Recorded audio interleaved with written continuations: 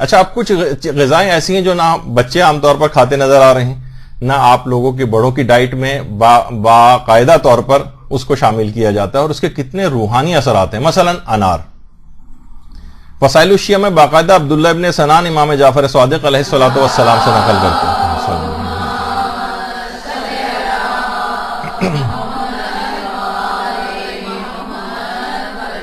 کہ انار شیریں، یہ جو میٹھا انار ہوتا ہے، یہ شیطان کے وسوسوں کو دور کرتا ہے. اچھا، شیطانی وسوسے کو دور کرنے کے معنی کیا ہوئے کہ اب دیکھیں گناہ انسان جو ہے وہ شیطانی وسوسے کے ذریعے انجام دیتا ہے، تو یہ وسوسوں کو دور کرتا ہے. اس کا مطلب ہے کہ بہت سے لوگ جو شکیات، وہم، اس کی بیماری میں مبتلا ہیں، اگر وہ اپنی ریگولر ڈائٹ کے اندر اگر انار کو رکھیں تو شیطان سے بھی حفاظت ہوگی ان کی، اور اس طرح کے شکوک و شبہات سے بھی اپنے آپ کو بچا سکیں گے. انار. اچھا، جو بھی وسوسے روح کے اندر پیدا ہوتے ہیں یہ انار اس سے بھی بچاتا ہے. یعنی جسمانی غذا جسمانی طور پر کھائی جا رہی ہے، لیکن اثرات روحانی رکھتی. جسمانی فائدے تو الگ ہوں گے جس کو ہم ذکر ہی نہیں کر رہے ہیں. اچھا، اسی طرح سے گناہوں سے بچتا جائے گا اور روحانیت اس کی قوی ہوتی جائے گی. اور یہی وجہ ہے کہ ہمارے چھٹے امام یہ جملہ بھی ارشاد فرماتے ہیں، اللہم صلی علی محمد،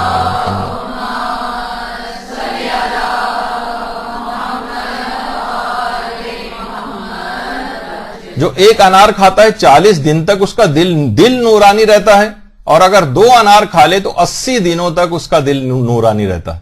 دل جب نورانی ہوگا تو وسوسہ شیطانی بھی نہیں آئیں گے، برے خیالات بھی نہیں آئیں گے، خواہشات نفسانی جو ہے وہ بھی مان پڑ جائے گی اس کی، تو عبادات کی طرف دل راغب ہوگا. تو اپنی ڈائٹ کے اندر طالب علموں کو بھی انار کو علی الخصوص اس کو شامل رکھنا چاہیے. اور یہی وجہ ہے کہ حضرت امیر المومنین علیہ الصلوۃ والسلام صلی اللہ علیہ وسلم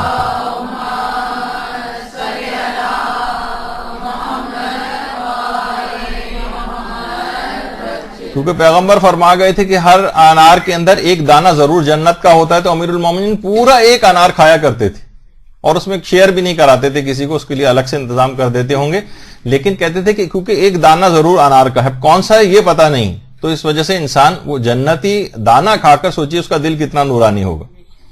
تو ایک اس لحاظ سے بھی ہے. اور ظاہر ہے کہ آپ قرآن کے اندر بھی دیکھتی ہیں کہ باقاعدہ قرآن کی آیات بھی انار کے متعلق 3 مقامات پر قرآن کے اندر، ایک سورہ انعام میں 2 جگہ پر ذکر ہے، اور ایک سورہ رحمان کے اندر انار کا ذکر الگ سے آیا ہے. تو بہرحال اور یہ بھی روایات کے اندر آیا خود حضرت امیر المومنین علیہ الصلوۃ والسلام کا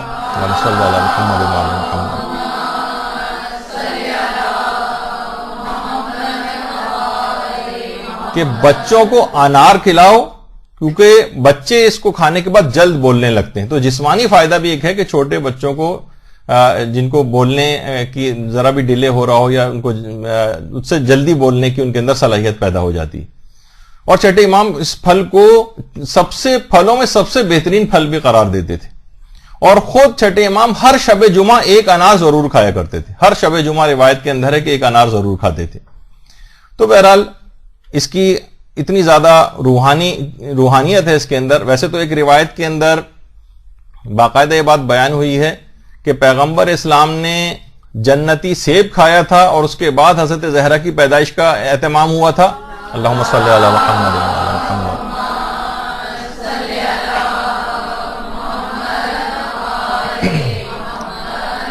اور بعض جگہوں کے اوپر جنتی انار کا تذکرہ بھی. تو بہرحال خود بھی انسان اس کو کھائے، کیونکہ وسوسہ شیطانی سے بھی جو ہے یہ بچاتا ہے. اور پیغمبر یہ بات بھی فرماتے تھے کہ اگر کوئی شخص انار کھاتا ہے تو شیطان 40 روز تک اس پر غضبناک رہتا ہے. یعنی شیطان کو بہت شدید تکلیف پہنچتی ہے کہ کس طریقے سے اس شخص کو اپنے جال کے اندر پھنسائے، کیونکہ وجہ اس کی یہ ہوتی ہے کہ اس کے اوپر کوئی شیطانی وسوسہ کارگر نہیں ہو رہا ہوتا. تو پیغمبر فرماتے ہیں 40 روز تک ایک انار کھانے کی وجہ سے شیطان غضبناک رہتا ہے. تو اس کے اتنے روحانی اثرات بھی ہیں. اسی طریقے سے ایک دوسری چیز جسے عام طور پر بچے، تو کبھی بہت سے بچے ایسے ہیں شاید انہوں نے کبھی چکھی بھی نہ ہو، کشمش جو ہے، لیکن کیا ہے کہ بہار الانوار کی 63ویں جلد میں حضرت امیر المومنین علیہ الصلوۃ والسلام فرماتے ہیں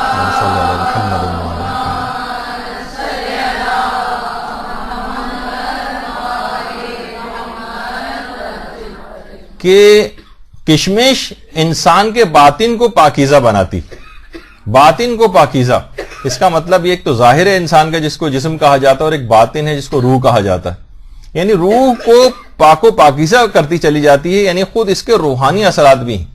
تو بہت ساری چیزیں ایسی ہیں کہ جب بھی کچھ عملیات میں بھی ہے کہ کشمش کے دانوں پر فلاں دعا پڑھ کے کھائی جائے، تو خود اس غذا جو بتائی جاتی ہے ان کے اندر اس کے خود اپنے اثرات بھی ہیں، فقط دعا نہیں، ورنہ دعا تو کسی بھی چیز کے اوپر پڑھ کے کھائی جا سکتی، لیکن نہیں، کچھ میں خاص طور پر تذکرہ آیا کہ نہیں، اس میں کشمش کے دانوں کے اوپر مثلا پڑھ کر کھائی جائے تاکہ اس کے بھی روحانی اثرات ساتھ ساتھ رہیں۔ اس کے علاوہ ایک اور چیز ہے جو کہ بہت ہی زیادہ اس کی روایات کے اندر بھی بہت فوائد بیان ہوئے، لیکن لوگ پوچھتے ہی رہ جاتے ہیں کہ کیا چیز ہے، جس کو کہا جاتا ہے بہی یا بہ یا سفرجل جس کو کہا جاتا ہے، یا کوئنس انگلش میں اس کو کہا جاتا ہے۔ یہ اگر کسی جگہ مل جائے، کسی مارکیٹ میں باقاعدہ تلاش بسیار کے بعد بھی اگر مل جائے تو بہت غنیمت ہے کہ اتنی زیادہ اس کی تاکید بیان ہوئی ہے کہ ہمارے چھٹے امام امام جعفر صادق علیہ الصلوۃ والسلام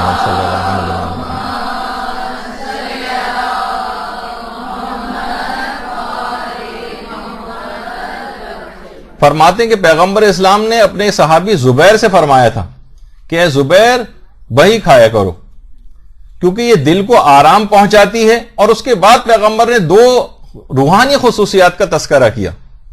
ایک تو جسمانی اعتبار سے دل کو آرام اور سکون پہنچانے والا پھل ہے، یہ کہا کہ زبیر بہی جو ہے وہ بخیل کو سخی بناتی ہے اور بزدل کو شجاع بناتی ہے۔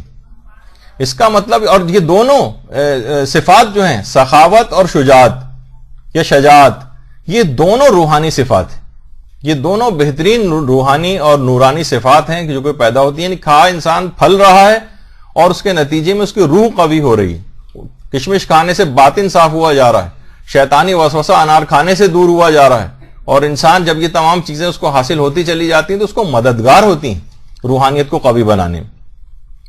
تو روح کے اس کے پر اتنے اثرات ہیں، جب بھی بچوں کے سلسلے میں حاملہ جو مائیں ہیں ان کو خصوصیت کے ساتھ حکم ہے کہ وہ بہی ضرور کھائیں۔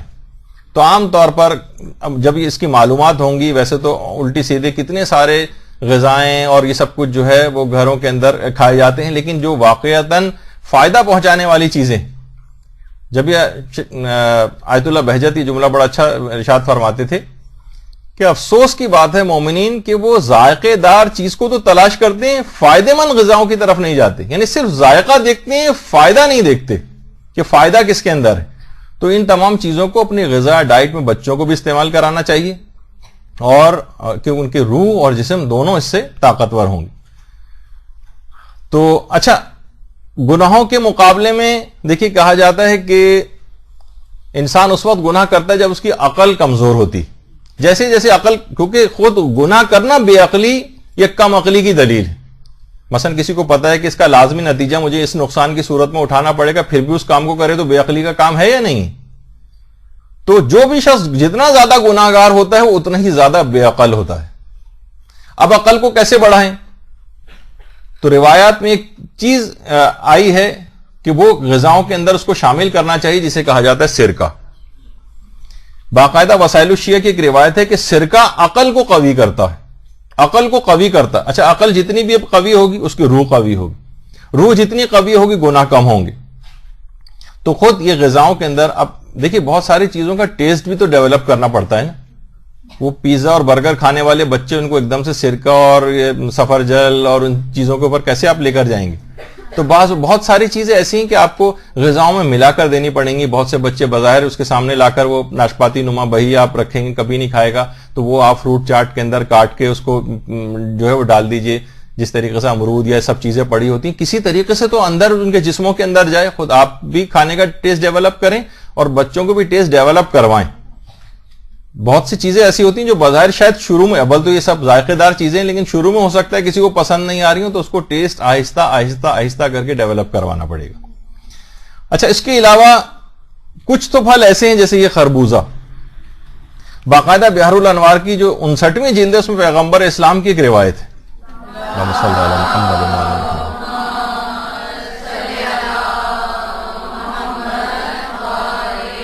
کسی پھل کے متعلق یہ بات نہیں آئی جو اس کے متعلق آئی۔ پیغمبر فرماتے ہیں خربوزہ کھانا بھی ایک طرح کی عبادت ہے، عبادت ہے خربوزہ کھانا۔ تو آپ دیکھیں کہ جب وہ کوئی کام عبادت والا ہوگا تو آپ کی روحانیت پر کتنے اثرات کو مرتب کرے گا. تو یہ اپنی غذاؤں کے اندر شامل کرنا چاہیے. تو اس طرح کی بہت ساری پاکیزہ غذائیں ہیں. اور خورما، یہ تو عام طور پر بجائے اس کے کہ فضول قسم کی سویٹ ڈشیں ہوں جو نقصان پہنچانے والی ہیں، اگر میٹھے کے طور پہ بھی اچھا، اس میں بھی ایک وہ ہوتی وہ والی، ہم اس کھجور کی بات نہیں کر رہے جو عام طور پر مل رہی ہوتی ہیں. کہ صاحب نے کہا بھائی اس ٹھیلے کے اوپر سے کہ اس پہ کمبل تو ہٹاؤ تاکہ کھجور نکالوں. اس نے کہا ایک مکھیاں بیٹھی ہوئی تھیں اس کے وجہ سے وہ کمبل سمجھ رہا تھا. تو وہ گندی والی کھجوریں یا جن کا ذائقہ اچھا نہیں ہوتا وہ والی نہیں. ڈبوں کے اندر بھی ایسی آتی ہیں جن کا ذائقہ اچھا نہیں، بچوں کو آپ انٹروڈیوس کرائیں گے تو ہو سکتا ہے وہ ریجیکٹ کر دیں اس کو. تو انسان جب اتنے زیادہ فائدے رکھنے والی چیزیں تو تھوڑا سا پیسہ ان کے اوپر خرچ کر دے اور اچھی کوالٹی کی چیز خرید کے لے کر آئے. تو خرمے کے متعلق بھی یہ ملتا ہے. اور کہ اگر عورتیں حالت نفاس میں، یعنی جس کے ہاں بچے کی پیدائش ہوئی ہے، وہ اگر اس دوران وہ کھائے تو ظاہر ہے اس کے بعد بچے کو دودھ پلانے کا ایک مسئلہ جو ہے وہ شروع ہوتا ہے، اس کے مسائل ہوتے ہیں. تو بچہ اس کے نتیجے میں بردبار بنے گا.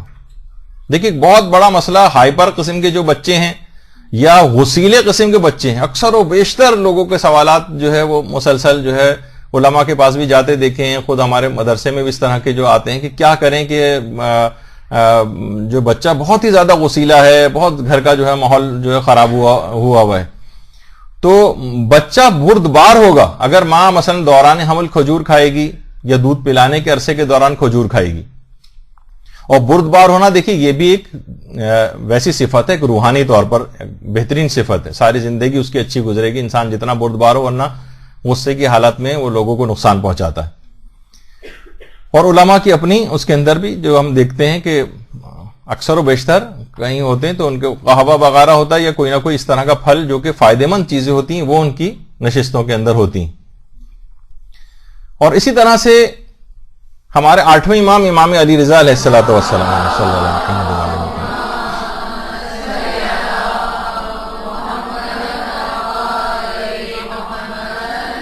وہ بھی فرماتے ہیں کہ جو زیتون ہے، اولیوز، ان کا یہ کہ غصے کو ٹھنڈا کرتا. اب بہت سی چیزیں آپ کے دماغ میں آ رہی ہوں گی، بھائی عرب تو بہت زیادہ اولیوز کھاتے ہیں تو بہت ہی غصیلے اور چڑچڑے اور بدمزاج نظر آتے ہیں. وہ تو کوئی ایک ویسا ایک فالٹ سمجھیے جو ایک پیدائشی ٹائپ کا ہے، یا اس میں بہت ساری اور چیزیں بھی ہیں. ظاہر ہے کوئی جس کا عقیدہ بھی صحیح نہیں ہے یا اور دیگر اس کے اعمال بہت زیادہ خراب ہیں، یا وہ مثلا محبت اہل بیت نہیں رکھتا، تو اس کی ہم اس لحاظ سے بات نہیں کر رہے. لیکن مومنین اگر ان چیزوں کو کھائیں تو امام فرماتے ہیں کہ یہ غصے کو ٹھنڈا کرنے والی چیز ہے. لیکن کیا ہے کہ وہی ٹیسٹ ڈیولپ نہیں. اگر کوئی مثلا اگر کوئی کھائے گا بھی تو یہاں عام طور کسی بچے کو کھلائیں وہ تھوک دے گا مثلا منہ میں، اگر تو آہستہ آہستہ کر کے غذاؤں میں ملا کر کوشش چاہے تھوڑی مقدار میں ہو، اس کے بعد گھر میں اگر رکھے رہیں تو لوگ اس کو عام طور پر یہ ویسے ہی کہ اٹھا کر کھانے والی چیز، جس طریقے سے بچے عام طور پر ٹافیاں وغیرہ کھاتے ہیں، اس طرح سے بہت سے اچھے ٹیسٹ اور فلیورز کے جو ہیں وہ یہ آ رہے ہوتے ہیں. تو آپ خود تلاش کر کے لے کر آئیں تاکہ یہ اس سے اپنے خود کو بھی عادی بنائیں، گھر کے مردوں کو بھی کھلائیں. ایک مدرسے کا ایک بچہ اپنی ٹیچر سے جو ہے وہ شکایت کر رہا تھا. اس نے پوچھا کہ سب سے برا دن کون سا ہوتا ہے، پتہ نہیں اس طرح کا. اس نے کہا کہ اتوار کا دن سب سے برا ہوتا ہے کیونکہ ابو اس دن گھر پر ہوتے ہیں. اس کا مطلب یہ ہے کہ ابو وہی کہ چیخنا چلانا، ہر وقت لڑائی جھگڑا کرنا، یہ ابو ہر وقت یہ کرتے رہتے ہیں. تو انسان کے غصے کو کم کرنے والی چیزیں عورتیں خود دیکھیں گے ڈائٹ میں کس طرح سے ان چیزوں کو کیا جائے تاکہ وہ روحانی اعتبار سے اپنے اثرات رکھیں اور غصے وغیرہ کو بھی کم کریں. اسی طریقے سے انگور کھانا، مثلا وسائل الشیعہ میں روایت ہے باقاعدہ چھٹے امام کی کہ حضرت نوح نے ایک دفعہ شکایت کی تھی. حضرت نوح نے پروردگار عالم سے رنج و غم کی. ایک جس طرح سے ہوتا ہے نا ایک ڈپریشن، ایک آدمی کو کتنا ڈپریشن ہو کہ پوری قوم کو عذاب کے پوری یعنی 950 سال تک جو ہے زندگی گزاری ہو اور لوگ ایمان نہیں لا رہے ہوں، یہاں تک کہ عذاب خدا آیا اور پوری دنیا اس کے نتیجے میں ختم ہو. کتنا دکھ کرب حضرت نوح کو ہوا ہوگا، کتنا ڈپریشن ہوا ہوگا اس کے نتیجے میں، جسے غم کہا جاتا ہے. تو حضرت نوح کو باقاعدہ جب انہوں نے شکایت کی تو پروردگار کی طرف سے وحی آئی کہ اے نوح انگور کھاؤ. اس کا مطلب ہے کہ عام طور پر انگور اگر کوئی شخص کھائے، ڈپریشن کا مریض، بہت سارے لوگوں کو اطمینان قلب نہیں ہوتا ہے، ہر وقت غم زدگی کی کیفیت رہتی ہے، گھریلو اس کے اندر بھی دوائیاں گولیاں کھا رہے ہوتے ہیں، انگور کھائیں تو بہرحال یہ تمام چیزیں ایسی ہیں. اب جیسے اس کا بھی ابھی ذکر ہوا, زیتون کا تذکرہ ہوا تھا, تو یہ بھی آپ کو اسی طریقے سے کھانا ہوگا کہ پیغمبر خود فرما گئے کہ علیکم بالزیت, کہ یہ اولیوز جو ہیں, زیتون یہ کھاؤ کیونکہ یہ اخلاق کو بہتر بناتا ہے. زیتون اخلاق کو بہتر بناتا ہے. عام طور پر اچھا جسمانی اعتبار سے بھی اتنے فائدے ہیں اس کے کہ ایک دفعہ ایک ریسرچ وغیرہ کسی جگہ میں پڑھ رہا تھا کہ یہ جو عرب افراد ہیں ان کے اندر جو وہ لائف ایکسپیکٹینسی وہ بہت زیادہ ہے. ابھی آپ نے دیکھا کہ بہرحال ہم بہت سے حوالوں سے جو گفتگو نہیں کر رہے, صرف جسمانی اثرات کے حوالے سے کہ عربوں کو ہم دیکھتے ہیں, ابھی بادشاہ کا بھی انتقال ہوا 91 برس کی عمر میں, باقی بھی وہاں پہ لوگ عام طور پر 89 ایئرس شاید ایک ایوریج لائف ایکسپیکٹینسی وغیرہ کچھ علاقوں کی ہے. تو وہاں کے لوگ آلیوز جو ہیں زیادہ کھاتے ہیں. تو جو بھی یہ جسمانی اعتبار سے بھی فائدے ہیں, ٹھیک ہے بہت سے لوگوں کو ظلم و ستم کی وجہ سے روحانی کوئی فائدہ نہیں ملے گا, لیکن ایک جسمانی فائدہ تو ملتا ہے. تو پیغمبر فرماتے کہ اخلاق یعنی روحانیت پر زیتون کھانے کا اثر یہ کہ اخلاق کو بہتر بناتا ہے, نفس کو آرام پہنچاتا ہے اور غم و رنج کو دور کرتا ہے. وہ یوں اخبار و رضا کی باقاعدہ جو روایت ہے. تو آپ نے دیکھا کہ جتنی بھی حلال اور ریکمینڈڈ غذائیں ہیں وہ جسم اور روح دونوں کے اوپر بہترین اثرات رکھتی ہیں. اچھا بعض غذائیں ایسی ہیں کہ اگر بہت دنوں تک کھانا چھوڑے رکھیں تو آپ کے اندر اخلاق برے پیدا ہونے لگتے ہیں, اور کچھ غذائیں ایسی ہیں جو زیادہ کھانے لگیں تو اس کے بھی اثرات پیدا ہونے لگتے ہیں. مثلا ہمارے جو بچے ہیں آپ دیکھ رہے ہیں کہ مثلا غذائی بے اعتدالی کا شکار ہے, صرف برگر پیزا برگر, بس اسی کے اندر وہ آج کل جو ہے وہ بچے لگے ہوئے نظر آ رہے ہیں. ان کے اثرات بد ہیں. علماء باقاعدہ فرماتے ہیں کہ یہ جو بہرحال حرام غذا اس انداز سے تو اپنے طور پر جاتی ہے, لیکن جو جائز غذائیں بھی ہیں, مثلا مرغی, چاہے وہ ظاہر چکن برگر ہوگا, چکن پیزا ہوگا, ہر چیز کے اندر یہ چکن کا عنصر ضرور ہوگا. تو جتنا تو اس میں مرغی کی خصوصیات آنے لگتی ہیں. ہر وقت انسان بس چگنے اور دانا کھانے کی فکر میں رہتا ہے. جو مرغی زیادہ کھاتا ہے, جیسے مرغی ہر وقت کٹ وہ کرتی رہتی ہے نا, ہر وقت دانا چگتی رہتی ہے, اس کے علاوہ اس کو کوئی اور فکر ہی نہیں ہے. اس کے علاوہ ہر وقت صرف, اور بہت سے آپ کو پتا ہے وہ چوزے وغیرہ ان کو روکا بھی جاتا ہے کہ اس سے مقرر مقدار سے زیادہ نہ کھائیں ورنہ موت واقع ہو جاتی ہے, کیونکہ ہر وقت ان کو صرف کھاتے چلے جانا ہے. تو اس کے اندر وہی خصوصیات اس جانور کی پیدا ہونے لگتی ہیں. ہر وقت وہ شخص بھی پھر ہر وقت بس پیٹ بھرنے کی فکر میں, اور پھر اس کے بعد خالی کرنے کی فکر میں, پھر خالی کرنے کے بعد پھر بھرنے کی فکر میں, اور اسی طریقے سے صرف اور صرف فقط پیسہ کمانے کی فکر میں, بس دانے پانی کی فکر میں رہتا ہے اگر کوئی زیادہ کھائے گا ان چیزوں کو. اسی طریقے سے مثلا کہا جاتا ہے کوئی اونٹ کا گوشت اگر بہت زیادہ استعمال کرے تو اونٹ کے ایک تو یہ ہے کہ آپ کو پتا ہے کہ بہرحال اونٹ ایک کینا پرور جانور کے طور پر, تو کینا کا مرض اس کے اندر بہت زیادہ کھاتا چلا جا رہا ہے. جب یہ روایت میں بھی یہ بات آئی کہ اپنے پیٹ کو جانوروں کو قبرستان نہ بناؤ. اچھا بہت سارے ایسی ہیں کہ ہماری میڈیکل سائنس میں بھی اگر کوئی شخص بہت زیادہ گوشت کھاتا ہو, یعنی واقعتاً بہت زیادہ کھانا, ایک تو ہوتا ہے ایک آدھ بوٹی کبھی اس طرح سے ڈال کے کھا لی, لیکن ایک ہوتا ہے لوگ کھاتے چلے جا رہے ہیں بہت زیادہ ہر وقت کا گوشت کھانا, تو اس سے کیا ہے جسمانی اعتبار سے بھی مثلا کارسینوما آف کولوریکٹم ہماری ایک بیماری ان افراد کے اندر زیادہ ہوتی ہے جو زیادہ گوشت کھاتے ہیں, ایک خاص قسم کا کینسر.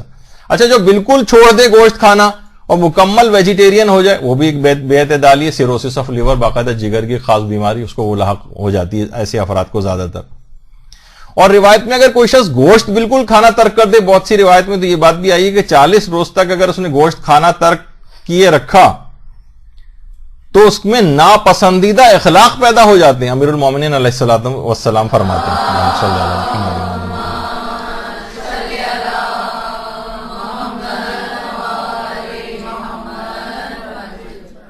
اچھا آپ نے دیکھا کہ زیادہ اگر گوشت کھائے گا اس کے بھی الگ اس کے اثرات ہوں گے, دل سخت ہونے لگتا ہے. 40 روز تک گوشت بالکل چھوڑے رکھے گا تو اخلاق ناپسندیدہ ہونے لگتے ہیں. تو اس کا مطلب کیا ہوا کہ روحانیت کے اوپر اس کی یعنی ایک اعتدال ہونا چاہیے. آیت اللہ بہجت بڑی ایک اچھی بات جو ہے فرماتے تھے, وہ فرماتے تھے ہمارے ساتھ ایک بہت بڑا مسئلہ یہ بھی ہے کہ ہم غذاؤں میں تنوع نہیں رکھتے, ورسٹیلٹی بہت ڈفرینٹ قسم کی, حتیٰ کہ مثلا ہوتا ہے نا کہ آپ نے کوئی سا بس ایک ناشتہ, بہت سارے لوگ روزانہ ناشتے میں انڈا بس یہ کھاتے چلے جا رہے ہیں. کہتے نہیں, اس کو چینج کریں, کبھی کوئی چیز ہونی چاہیے, کبھی کوئی چیز ہونی چاہیے, کبھی کسی انداز کا ہو, کبھی مثلا کوئی کھانا آپ نے کھا لیا, کبھی صرف چائے کے ساتھ مثلا کوئی بسکٹ لے لیا, کبھی کسی انداز سے کھایا آپ نے, کبھی کسی انداز سے کھائے, یعنی اس کے اندر بہت الگ الگ طرح کی. اول تو غذا کوشش کریں کہ سادہ ہی ہو. عام طور پر ہم علماء اور مراجب اکثر میں ہمارے جو یہاں آتے ہیں علماء اور نجف وغیرہ کے, میں ان سے بھی پوچھتا ہوں, علامہ طالب جوہری آئے تھے ان سے بھی پوچھا, دیگر ہمارے غلام علی وزیری صاحب نجف کے ہیں ان سے بھی پوچھا کہ علماء اور مراجع ہمارے وہ ان کی کھانے وغیرہ کی سٹائل کیا ہوتا ہے. تو کہتے ہیں بہت ہی سادہ اور کم غذا کھاتے ہیں لوگ. سب کے ساتھ ہم نے یہ دیکھا ہے, کسی کو بھی اس لحاظ سے پرخوری یا جو عام طور پہ ویسی عادات ہوتی ہیں, جب بھی ظاہر علم اور اپنے اس میں جو فہم کے اس سٹیج کے اوپر ہوتے ہیں کہ وہ ان تمام چیزوں کا خیال کرتے ہیں. سادہ ترین غذا. علماء کے پاس بھی آپ دیکھیں بہت ہوا تو بمشکل ایک پھل جو ہے وہ سامنے رکھا ہوتا ہے ان کے, یعنی جو اچھی پازیٹیو, اس کے بھی اگر روحانی فائدے یقیناً ان تمام چیزوں کے ہوتے ہوں گے کہ یہ سب چیزیں سامنے ہوتی ہیں. یعنی صرف جو فائدے مند چیزیں, مفید چیزیں ہیں وہ کھانے میں سامنے, ورنہ تو اور بھی چیزیں ایسی جو نقصان پہنچانے والی ہیں, مثلا سموسے سامنے رکھے ہوتے ہیں ان کے, تو آپ کو کہا جاتا ہے کہ یہ لوگ کی کیا چیز کھا رہے ہیں. نہیں, پھل سامنے مثلا رکھا ہوا ہے. اسی طریقے سے غذاؤں میں, چاہے وہ ابھی تک تو کھانے والی آپ نے غذائیں سنی. ہاں پہلے بس اس میں ایک بات اور بتا دوں پھر میں آتا ہوں زمزم کی طرف. تو یہ فرماتے تھے کہ ہر وقت آپ نا چینج بھی کرتے رہیں, ضروری نہیں کہ بس ایک ہی غذا بار بار ناشتے میں. تو کیا ہوگا کہ اس غذا کی کثرت ہوتی جائے گی, اس کے اثرات ہوتے چلے جائیں گے آپ پر جو کہ وہ نہیں ہونے چاہیے تھے, اس کے مضر اثرات ڈیولپ کرنے لگے گی. اچھا, مختلف چیزیں الگ الگ استعمال کریں گے تو الگ الگ چیزوں کے فائدے بھی آپ کو حاصل ہوتے چلے جائیں گے. تو اگر ہو سکے تو لوگ کوشش یہ کریں کہ فرمائش کر کے جو بھی عمرہ اور حج کے اوپر جا رہا اس سے فرمائش کر کے آب زمزم ضرور منگوائے کریں. گھر کی بوتلوں کے اندر پانی میں تھوڑا سا ہر دن بعد, یعنی پورے سال چلائیں, بار بار منگواتے رہیں, انتظامات کریں اس کے. اور گھر والوں کو اس کا ایک روحانی اثر ہوتا ہے زمزم کا. نفاق دور ہوتا ہے. سب سے پہلی بات تو ہے کہ روایت میں ہے کہ منافقین اس کو کم پیتے ہیں اور مومنین جو ہے کثرت کے ساتھ پیتے ہیں. تو اچھا, اس سے بھوک بھی کم ہو جاتی ہے. وہ افراد جو ڈائٹنگ وغیرہ کے بہت زیادہ شوقین ہیں وہ کثرت سے زمزم اگر پئیں, لوگ بھی اکثر بھوک لگ رہی ہوتی ہے, لوگوں نے باقاعدہ اس بات کو سننے کے بعد آبزرو کیا ہے, باقاعدہ وہاں ایکسپیرینس کیا ہے کہ اگر بھوک بھی لگ رہی ہو اور خانہ کعبہ وغیرہ جائیں اور وہاں 2-1 گلاس آب زمزم کے پی لیں تو اس کے بعد ایسا لگتا ہے کہ ویسے بھوک ختم ہو گئی ہو. یہ باقاعدہ کوئی ایکسپیرینس بھی کر کے دیکھ سکتا ہے. تو یہ خود بھوک کو بھی مٹاتا ہے. تو زمزم سے جو ظاہر اندر جائے گا تو اس کے اندر روحانی طاقت بھی آئے گی, اور جسمانی طاقت کے لحاظ سے بھی یہ جب ہی ہے کہ جب انسان صحیح کے لیے جاتا ہے تو صحیح پر جانے سے پہلے صفا اور مروہ کے درمیان جو صحیح ہوتی ہے وہ مستحبات میں سے ہے کہ ایک دعا پڑھ کر اس وقت زمزم کو پیے. جسمانی طاقت بھی پیدا ہوتی ہے صحیح کے لیے, اور روحانی طور پر بھی زمزم جو ہے وہ اپنے اثرات جو ہے وہ رکھتا ہے. جیسے کہ نفاق دور ہو جاتا ہے. نفاق عملی, نفاق اعتقادی تو مومنین کے اندر نہیں پیدا ہوتا کہ وہ اعتقادی طور پر منافق ہو جائیں, لیکن نفاق عملی ہوتا ہے کہ ہمارا علم ہمارے عمل سے مطابقت نہیں کرتا. ہمیں پتہ ہے بہت ساری چیزیں ہمارے علم میں ہیں کہ ان کو کرنا چاہیے لیکن ہم نہیں کرتے. بہت سی چیزیں ہمیں پتہ ہے کہ ان کا یہ نقصان ہے, حرام ہے, لیکن ہم پھر بھی انجام دے لیتے ہیں. اس کو نفاق عملی کہا جاتا ہے. اور جیسے جتنا آدمی زمزم پیتا جاتا ہے اس کے اندر سے نفاق کا مرض دور ہوتا جاتا ہے. تو کوشش کر کے مستقل پورے سال میں ایک سائیکل چلا جائے. گھر کے پانی کی جو بوتلیں ہیں اس کے اندر تھوڑا سا خواتین کی ذمہ داری ہے کہ وہ اس میں زمزم ڈالیں تاکہ وہ نورانیت آہستہ آہستہ اولاد کے اندر, اور لوگوں سے جہاں اتنی کوششیں کر کے آپ ادھر ادھر سے فرمائشیں کر کے چیزیں منگاتی ہیں اس میں زمزم کی فرمائش کریں. وہ پیغمبر مکے سے جو آتا تھا اس سے زمزم کی فرمائش کر کے زمزم منگواتے تھے. مدینے سے آنے والوں سے جو ہے وہ اجوا کھجور منگایا کرتے تھے. تو بہرحال فرمائش بھی کی جا سکتی ہے. اور باقاعدہ اس کی ایک دعا بھی ہے زمزم کی, اللہم اجعلہ علما نافعا و رزقا واسعا و شفاء من کل داء و سقم, کہ پروردگار مجھے نفع بخش علم جو ہے وہ نصیب فرما, علم نافع ہو, رزق واسع ہو, اور شفاء من کل داء و سقم, اور ہر قسم کی بیماری اور ہر خرابی سے بھی محفوظ فرما. تو یہاں پر دائن بیماری سے مراد جسمانی بیماریاں ہیں, اور وسقمن خرابیوں سے مراد روحانی طور پر جتنی بھی خرابیاں اور بیماریاں ہیں وہ سب زمزم پینے سے دور ہو جاتی ہیں. تو اور ہر غم سے بھی, یعنی ڈپریشن وغیرہ کے مرض سے بھی امان ملتی ہے. یعنی باقاعدہ یہ ہر غم سے نجات دینے والا جو ہے پانی شمار کیا گیا.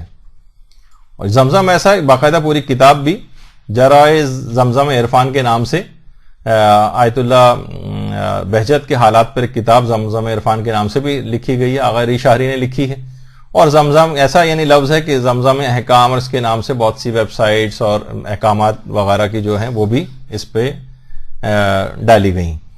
جب یہ کہا جاتا ہے کہ جو بچے کا تہنیک کا مسئلہ ہے، بچے کا گلا اٹھانا پیدائش کے بعد، جسے پہلی غذا جو گٹھی پلائی جاتی ہے اس کو گلا اٹھانا جس کو کہا جاتا ہے، تو اس کے اندر بھی مستحب ہے کہ اس کا پہلے سے انتظام کر کے رکھنا چاہیے کہ یا تو اصلی تربت امام مظلوم کی جو مٹی ہے وہ اس بچے کو جو ہے وہ اس کے منہ میں جو ہے وہ پہنچائی جائے، یا اس کے چند ایک ذرات یا اس طرح سے، یا مائع فرات. اچھا یہ والا فرات کا پانی اس میں تو لوگ یہ لے کر آتے ہیں پینے، اس کو تو ہرگز، بلکہ ہمارے استاد محترم تو فرماتے ہیں اس کے اندر پاؤں بھی اندر نہ ڈالیں اس فرات کے پانی میں.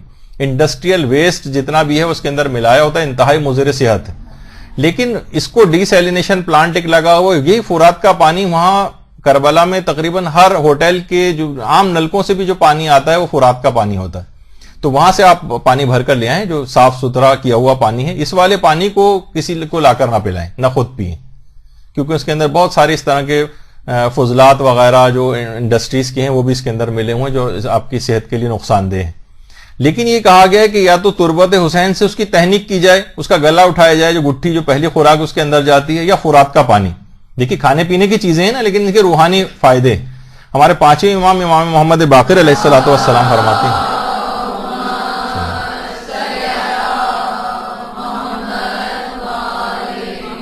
کہ حنکوا اولادکم بماء الفرات و تربت الحسین. تو باقاعدہ اصول کافی کی بھی جو روایت ہے کہ حنکوا اولادکم یعنی اپنی اولاد کی تہنیک کرو، یعنی اس کا گلا اٹھاؤ یا اس کو گٹھی پلاؤ ماء فرات سے اور تربت حسین سے. اچھا اگر یہ نہ ملے تو پھر روایت میں آیا کہ مثلا بارش کے پانی سے بھی تہنیک کی جا سکتی ہے، ورنہ کھجور سے بھی تہنیک کی جا سکتی ہے. اچھا ہنکو سے مراد یعنی اس کو باقاعدہ کھلانا نہیں ہے، بلکہ زبان پر لگانا یا ملنا مراد ہوتی. اور چھٹے امام نے تو یہ فرمایا کہ اللہم صلی علی محمد و علی محمد،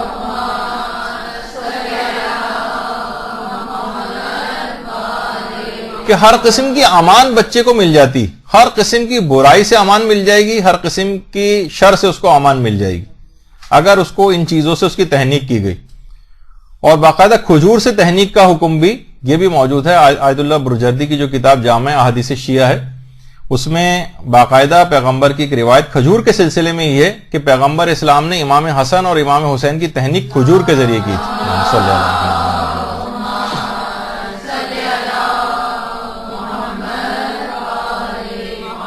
اور جو ہماری ایک اور کتاب ہے جواہر الکلام، اس کے اندر باقاعدہ جو روایت ہے کہ ہمارے 8ویں امام کی کہ اللہم صلی علی محمد و علی محمد،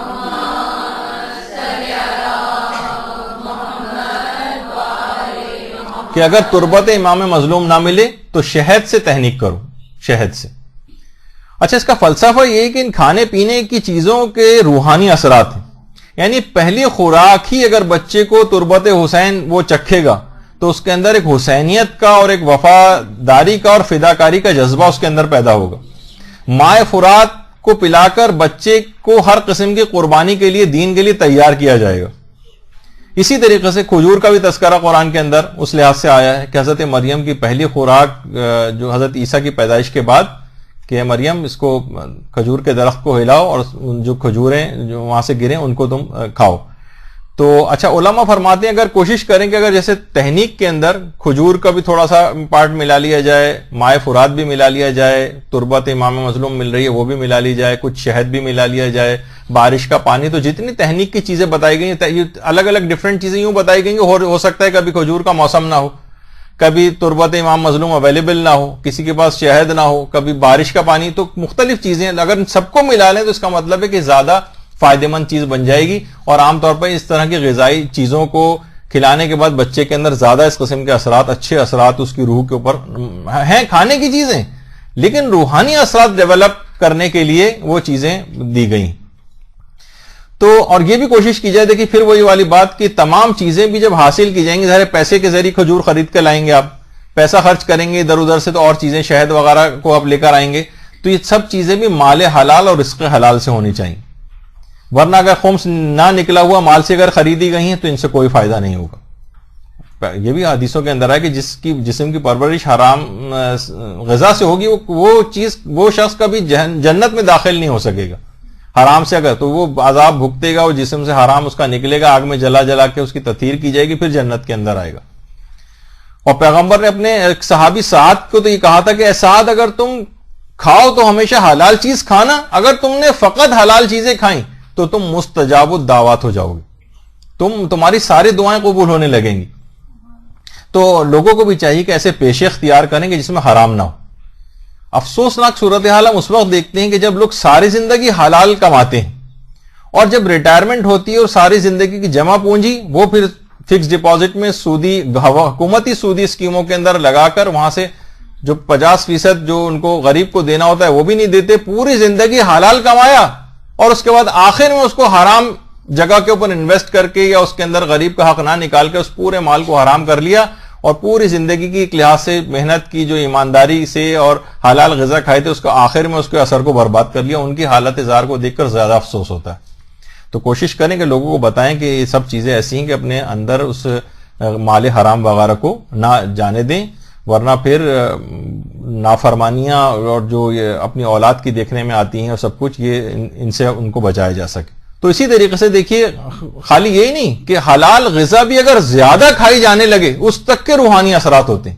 پرخوری کی جب اس حد تک مذمت آئی ہے, اس حد تک اس کے نقصانات آئیں گے, بہت زیادہ انسان اگر کھانا کھانے کا پرخوری کا پیٹ بھرے ہوئے پیٹ پہ کھانے کا عادی ہو جائے, سب سے پہلے تو ایک تو یہ کہ اس کا عبادات میں دل نہیں لگتا ہے, شیطان بہت خوش ہوتا ہے, نماز شب سے چیز مانے ہو جاتی ہے, فجر کے لیے اٹھنا مشکل ہو جاتا ہے. تو یہ سب روحانی اثرات. بلکہ روایت کے اندر تو یہ جملہ بھی ہے کہ پروردگار عالم کو سب سے زیادہ مکروہ ترین اور قابل نفرت بھرے ہوا پیٹ ہے. روایت کے اندر یہ بھی آیا, یعنی جو ہر وقت لوگ کہتے ہیں بھائی ہم تو پیٹ بھر کر کھانا کھاتے ہیں, پہلے پیٹ بھر لیتے ہیں پھر کھانا کھاتے ہیں, تو اس حد تک عادی ہو گئے ہیں بہت زیادہ پرخوری کرنے کے. اچھا دیکھیے کیا کھانا ہے, بہت زیادہ اگر انسان کھانا کھانے کا عادی ہو جائے, یہ بھی آپ کو دیکھنا ہے کیا کھانا ہے, کتنا کھانا ہے, کیسا کھانا ہے, اسلام کے آداب کیا ہیں اس سلسلے میں. بچوں کو باقاعدہ یہاں پر مدرسے میں اس کے وہ بھی بنائے گئے ہیں, ویب سائٹ کے اوپر بھی ہم نے اپنے فیس بک کے اکاؤنٹ پہ بھی ڈالا ہے. کھانا کھانے کے آداب جو ہے وہ اس کے اندر دیکھا جا سکتا ہے کہ جب تک مثلا بھوک نہ لگے آپ کھانا نہ کھائیں, جب تک پیاس نہ لگے آپ جو ہے وہ پانی نہ پئیں, جو اسلام کا اصول ہے. تو واقعی یہی وجہ ہے کہ آپ نے دیکھا ہوگا افطار کے وقت کیوں آپ اتنا زیادہ, مومن کو یعنی سب سے زیادہ جو خوشی حاصل ہوتی ہے 2-3 موقع روایت میں بتائے گئے ہیں, اس میں ایک ہے وقت افطار خوشی. پورے دن کی شدید پیاس کے بعد جب وہ پانی پیتا ہے تو واقعی شکر خدا دل اس کا خوش ہوتا ہے. پورے دن کی بھوک کے بعد جب وہ کوئی چیز کھاتا ہے تو واقعی اس کو لذیذ محسوس ہوتی ہے. تو یہ تمام چیزیں ایسی ہیں کہ ہم نے خود ہی کھانا میں اس وجہ سے ہمیں لذتیں بھی اتنی ویسی نہیں رہیں کہ ہم بہت زیادہ اس کو استعمال کرنے لگے. حتیٰ کہ آیت اللہ بہجت تو کہتے تھے کہ عرفانیات کے جو طالب علم ہیں کہتے تھے کہ زیادہ پانی پینے سے بھی روحانیت کم ہوتی. ٹھیک ہے میڈیکل سائنس آپ کو کہہ رہی ہوگی کہ بہت دن میں اتنے زیادہ پانی پینا چاہیے, لیکن بہرحال وہ کہتے تھے کہ روحانیت کے جو علم عرفانیت سیکھنے کے لیے ان کے پاس طالب علم آتے تھے تو پانی کم پینے کی تاکید کرتے تھے ان کو. اچھا پھر وہ آیت اللہ بہجت باقاعدہ افسوس کرتے تھے کہ افسوس ہے کہ ہم لوگوں کے علم کے اندر ایک بے برکتی ہو گئی ہے, پہلے کی طرح کے علمی مقامات کو حاصل نہیں کر پا رہے ہیں لوگ. عمل میں بے برکتی ہو گئی, پہلے کی طرح کے لوگوں کے عمل ایسے نہیں ہیں. عمروں میں بے برکتی ہونے لگی ہے, جلد اموات ہونے لگی ہیں. فکری انحراف کی سب سے بڑی وجہ کہتے تھے کہ جو فکری انحراف ہے اس کی ایک بڑی وجہ غذاؤں کی بے اعتدالی. آیت اللہ بہجت فرماتے تھے مال حرام, مال مشکوک. تو وہ یہ فرماتے تھے کہ لوگ لذیذ غذاؤں کی تلاش میں تو جاتے ہیں لیکن مفید غذاؤں کی تلاش میں نہیں جاتے. تو بس ذائقہ اچھا لگے چاہے وہ مضر صحت ہو. آیت اللہ بہجت یہ بھی نے بڑی اچھی بات ایک لکھی کہ نجف کے ایک معمر ترین, یہ تو خیر میں اس لحاظ سے کہ آپ کو دماغ میں رہے, ہر ایک کی آپ دیکھیں 100 سال 90 سال 95 سال اس میں علمی بہار کے اوپر ہوتے ہیں, درس خارج وغیرہ دے رہے ہوتے ہیں, اور کتنی ان کی عمریں, لیکن کوئی جسمانی طور پر کوئی بیماری نہیں ہوتی. اور آیت اللہ وحید خراسانی 90 سال سے بھی متجاوز ہیں. آپ دیکھیں قریب کی نگاہ بھی خراب نہیں ہے اور دور کی نگاہ البتہ کہ اس کے لیے چشمہ لگا دیں, قریب کی نگاہ آپ دیکھیں کہ وہ پڑھ رہے ہیں بغیر اس کے جو ہے قرآن مجید. تو آیت اللہ بہجت فرماتے ہیں کہ 100 سال سے زائد عمر کے ایک نجف میں ایک بزرگ تھے, وہ کہہ رہے ہیں انہوں نے پوری 100 سال کی عمر گزار دی تھی لیکن آج تک کبھی بھی نہ کوئی دوا استعمال کی تھی نہ کسی طبیب اور ڈاکٹر کے پاس گئے تھے. تو ان سے پوچھا گیا باقاعدہ کہ آپ 100 سال آگا اپنی عمر گزار دی ہے اور آپ پھر بھی کسی طبیب اور ڈاکٹر کسی دوا کو آپ نے آج تک استعمال نہیں کیا، کیا اقدامات آپ نے ایسے کیے ہیں، کیا آپ بیمار کبھی نہیں پڑے؟